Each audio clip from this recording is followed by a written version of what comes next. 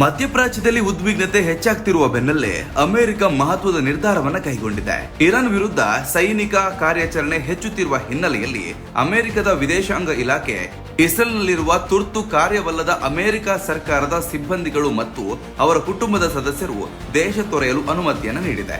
ಈ ಕ್ರಮವು ಪ್ರದೇಶದ ಭದ್ರತಾ ಪರಿಸ್ಥಿತಿಯ ಗಂಭೀರತೆಯನ್ನು ಸೂಚಿಸುತ್ತೆ. ಅಮೆರಿಕದ ವಿದೇಶಾಂಗ ಇಲಾಖೆ ಬಿಡುಗಡೆ ಮಾಡಿದ ಪ್ರಕಟಣೆಯಲ್ಲಿ ಭಯೋತ್ಪಾದನೆ ಹಾಗೂ ನಾಗರಿಕ ಅಶಾಂತಿ ಹೆಚ್ಚುತ್ತಿರುವ ಸಾಧ್ಯತೆಯನ್ನು ಉಲ್ಲೇಖಿಸಲಾಗಿದೆ.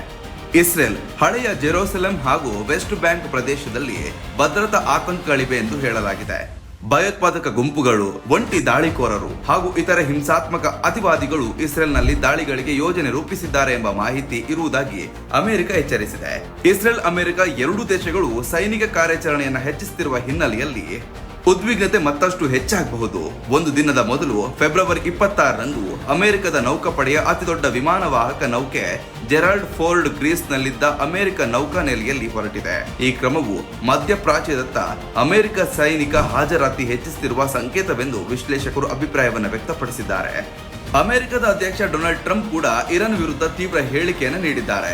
ಇರಾನ್ ಕಡೆಗೆ ಮಹಾನ್ ನೌಕಾಪಡೆ ಸಾಗ್ತಿದೆ ಎಂದು ಅವರು ಎಚ್ಚರಿಕೆಯನ್ನು ನೀಡಿದ್ದಾರೆ. ಇದಕ್ಕೆ ಪ್ರತಿಯಾಗಿ ಇರಾನ್ನ ಪರಮೋಚ್ಚ ನಾಯಕ ಆಯತೊಲ್ಲಾ ಅಲಿ ಖಮೇನಿಯಿ ಅವರು ಅಮೆರಿಕದ ಬೆದರಿಕೆಗಳಿಗೆ ತಲೆಬಾಗುವುದಿಲ್ಲ ಎಂದು ಸ್ಪಷ್ಟಪಡಿಸಿದ್ದಾರೆ.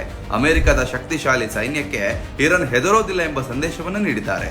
ಈ ಬೆಳವಣಿಗೆಯ ಮಧ್ಯೆ ಇಸ್ರೇಲ್ನಲ್ಲಿರುವ ಅಮೆರಿಕ ರಾಯಭಾರ ಕಚೇರಿ ಭದ್ರತಾ ಪರಿಸ್ಥಿತಿಯನ್ನ ನಿರಂತರವಾಗಿ ಪರಿಶೀಲಿಸುತ್ತಿದೆ. ಯಾವುದೇ ಮುನ್ನೋಟ ನೀಡದೆ ಪ್ರಯಾಣ ನಿರ್ಬಂಧಗಳನ್ನು ಕಠಿಣಗೊಳಿಸುವ ಸಾಧ್ಯತೆ ಇದೆ ಎಂದು ಪ್ರಕಟಣೆ ತಿಳಿಸಲಾಗಿದೆ. ಭದ್ರತಾ ಘಟನೆಗಳು ಉಂಟಾದಲ್ಲಿ ಅಮೆರಿಕ ಸಿಬ್ಬಂದಿಗೆ ಸಂಚಾರವನ್ನ ಸಂಪೂರ್ಣವಾಗಿ ನಿಷೇಧಿಸುವ ಕ್ರಮವು ಕೈಗೊಳ್ಳಬಹುದು ಎಂದು ಎಚ್ಚರಿಸಲಾಗಿದೆ. ಪ್ರದೇಶದಲ್ಲಿ ಸೈನಿಕ ಚಟುವಟಿಕೆಗಳು ಹೆಚ್ಚಾಗ್ತಿರುವುದರಿಂದ ಜಾಗತಿಕ ಮಟ್ಟದಲ್ಲಿ ಆತಂಕಕ್ಕೆ ಕಾರಣವಾಗಿದೆ. ಮಧ್ಯಪ್ರಾಚ್ಯದಲ್ಲಿ ಯುದ್ಧ ಸನ್ನಿವೇಶ ಉಂಟಾದ್ರೆ ಅದು ತೈಲ ಮಾರುಕಟ್ಟೆ, ಜಾಗತಿಕ ಆರ್ಥಿಕತೆ ಹಾಗೂ ಭದ್ರತಾ ಪರಿಸ್ಥಿತಿಯ ಮೇಲೆ ದೊಡ್ಡ ಪರಿಣಾಮ ಬೀರುವ ಸಾಧ್ಯತೆ ಇದೆ. ಇಸ್ರೇಲ್ ಇರಾನ್ ನಡುವಿನ ನೇರ ಘರ್ಷಣೆ ಮಾತ್ರವಲ್ಲದೆ ಅಮೆರಿಕ ನೇರ ಹಸ್ತಕ್ಷೇಪವು ಪರಿಸ್ಥಿತಿಯನ್ನ ಮತ್ತಷ್ಟು ಸಂಕೀರ್ಣಗೊಳಿಸಬಹುದು ಎಂದು ತಜ್ಞರು ಅಭಿಪ್ರಾಯವನ್ನು ವ್ಯಕ್ತಪಡಿಸಿದ್ದಾರೆ.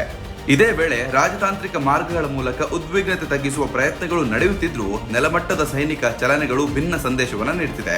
ಅಮೆರಿಕ ಸಿಬ್ಬಂದಿಯನ್ನ ಹಿಂಪಡೆಯುವ ನಿರ್ಧಾರವು ಮುನ್ನೆಚ್ಚರಿಕಾ ಕ್ರಮವಾಗಿದ್ರೂ ಪ್ರದೇಶದ ಭವಿಷ್ಯದ ಬಗ್ಗೆ ಅನಿಶ್ಚಿತತೆ ಹೆಚ್ಚಾಗಿದೆ. ಒಟ್ನಲ್ಲಿ ಮಧ್ಯಪ್ರಾಚ್ಯದಲ್ಲಿ ಬೆಳೆಯುತ್ತಿರುವ ಈ ಸನ್ನಿವೇಶವು ಜಾಗತಿಕ ರಾಜಕೀಯ ಸಮೀಕರಣಗಳನ್ನು ಬದಲಾಯಿಸುವ ಸಾಧ್ಯತೆ ಇದೆ. ಅಮೆರಿಕ ಇರಾನ್ ನಡುವಿನ ಮಾತಿನ ಯುದ್ಧ ಸೈನಿಕ ಘರ್ಷಣೆಯಾಗಿ ಮಾರ್ಪಡುತ್ತೆಯೋ ಎಂಬ ಪ್ರಶ್ನೆ ಇದೀಗ ವಿಶ್ವದ ಗಮನವನ್ನು ಸೆಳೆದಿದೆ. ಮುಂದಿನ ದಿನಗಳಲ್ಲಿ ಪ್ರದೇಶದ ಸ್ಥಿರತೆ ಮತ್ತು ಜಾಗತಿಕ ಭದ್ರತೆ ಅತ್ಯಂತ ಮಹತ್ವದ್ದಾಗಿದೆ. ಯಾವುದೇ ಸುದ್ದಿಯ ಅಪ್ಡೇಟ್ ಅನ್ನ ಮಿಸ್ ಮಾಡ್ಕೊಳ್ಬಾರ್ದು ಅಂದ್ರೆ ಈಗ್ಲೇ ಒನ್ ಇಂಡಿಯಾವನ್ನ ಸಬ್ಸ್ಕ್ರೈಬ್ ಮಾಡಿ. ನಿಮಗೆ ಬೇಕಾದ ಭಾಷೆಯಲ್ಲಿ ಎಲ್ಲಾ ಸುದ್ದಿ ತಿಳಿಬೇಕು ಅಂದ್ರೆ ಒನ್ ಇಂಡಿಯಾ ಆಪ್ ಅನ್ನ ಡೌನ್ಲೋಡ್ ಮಾಡ್ಕೊಳ್ಳಿ.